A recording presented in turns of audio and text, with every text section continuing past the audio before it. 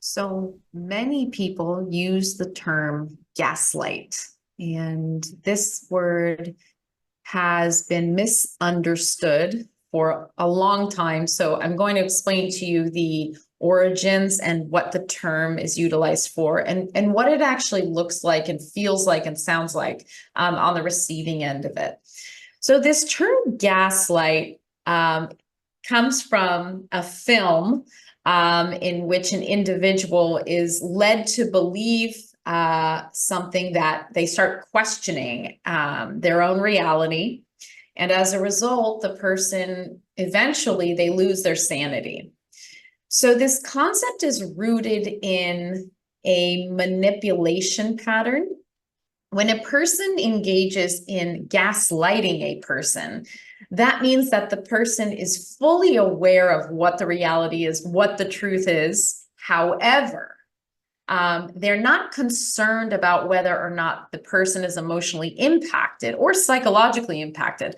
What their goal is to maintain their position to continue to have their needs met. It's kind of that concept, have their cake and eat it too. So gaslighting is often utilized by individuals who struggle with addiction and alcohol use disorder, as well as individuals who engage in infidelity.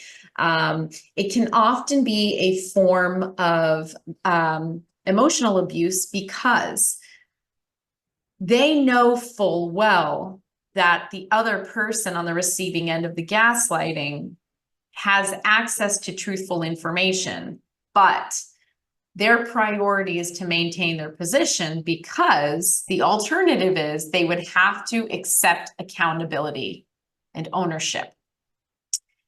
That can be terrifying for an individual who's engaging in something nefarious or something maladaptive, such as engaging in infidelity, engaging in using drugs or gambling or sex addiction or pornography. So the term gaslighting, it is not a clinical term. It's kind of a pop psychology phrase, but the term is effective for describing how the person on the receiving end of the experience has the outcome. And it's referring to how the person can eventually start to question their own perception of reality and their own perception of truth. So hopefully this can clarify that experience. And also for those of you who perhaps have engaged in gaslighting, you have a better understanding of what you're actually doing to the other person.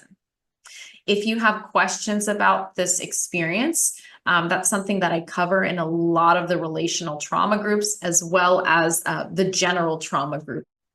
So you're welcome to reach out if you're in need of support.